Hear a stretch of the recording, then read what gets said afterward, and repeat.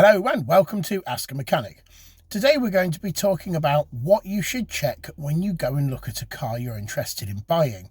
So we're going to do this video in several sections. Firstly, we're going to do some pre-flight checks. So we're going to discuss what we should have a look at before we even leave the house. Secondly, we're going to look at mechanical checks. And thirdly, we're going to talk about the test drive. So first and foremost, pre-flight checks. Before you even leave the house, there are certain things that you need to check out. The first thing is to check the MOT. Check it has a valid MOT and check the MOT history. This information is readily available online. Personally, I use an app called Vehicle Smart.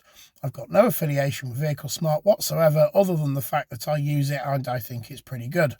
You can also check online to see how much the vehicle is to tax per year, which is again a useful thing to know if you're on a strict budget. You also need to be able to check the accident history. Now you can do that using several different websites. There's a website called Car Vertical, which will check in many different countries as to whether the vehicle has been in an accident. Even if it's not showing as being categorized, it may still have been in a crash and there may still be a history of it somewhere. If it has been sold at any point through a salvage auction, there is a history of it and there is a note of that history. You can also get the registration number of the vehicle and do an insurance check to make sure you can afford the insurance on the vehicle. Next thing, mechanical things to check when you get to the vehicle itself. If the engine is warm or if the bonnet feels warm when you have just arrived and you haven't started the engine yet, the chances are the seller has started the engine because there's an issue with cold start. Whether that is because it struggles to start from cold or whether that is because maybe it smokes from cold, who knows? But there is always a reason why they start it prior to you getting there. You should always arrive at the vehicle stone cold. You should start it yourself from cold and let it warm up yourself. Make sure the cooling fan comes on when it gets up to temperature. This will involve leave it running for a little while. If the seller doesn't want you to do that, then they're obviously trying to hide something. If they're keen enough to sell the vehicle, then they will be keen enough to show you that there are no issues with it. Now, I've done several videos on bits that you can check around a vehicle to make sure that it's safe and legal. You need to check things like tyres, brakes, check the exhaust. You need to check underneath the vehicle for leaks. Any leaks coming from anywhere backwards of the front seats are likely to be either fuel or brake fluid, so bear that in mind.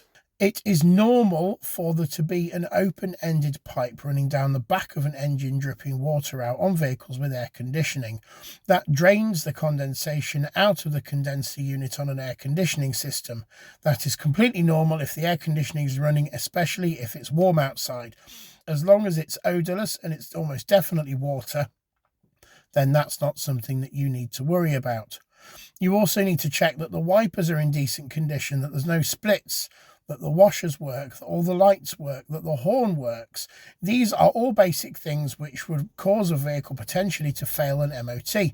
For more information on how to check these things in detail, have a look back through my previous videos, and I do go into detail in every one individually in those. Third thing to look at is the test drive. Now, on the test drive, we are looking to cover every type of eventuality within about a 20-minute to half-hour stint. So you need to be somewhere where you can drive slowly and stop-start traffic. That's to make sure that it doesn't overheat and make sure the clutch doesn't start to judder. Get up to speed doing some highway driving to make sure all the gears are working properly and that there are no issues when it gets up to a higher speed. You've got no wheel wobble and you've got no drone from a noisy wheel bearing. Go somewhere really bumpy, whether that is a badly made road or some speed bumps or whatever. Make sure you go over some bumps to listen for noises in the suspension. Find an area where it's safe to do a reasonable emergency type stop. This is to make sure that the brakes don't fade too quickly. If the brakes fade too quickly and you find that you can't do one single emergency stop without the brake pedal going all the way to the floor, then there is an issue with either the pads, discs or fluid. If you have a look back through my previous videos, there are videos on what noises to listen for and what various noises are most likely to mean. So have a look back through those and familiarise yourself with everything that may potentially be wrong with the vehicle before you go and have a look at it. If there's a vehicle you're looking at buying and you're not sure what you need to look out for, or you want to know if there are any obvious issues or if there are any well-known common faults with that particular vehicle, drop me a comment or send me a message and I will do my best to advise you. Bye for now.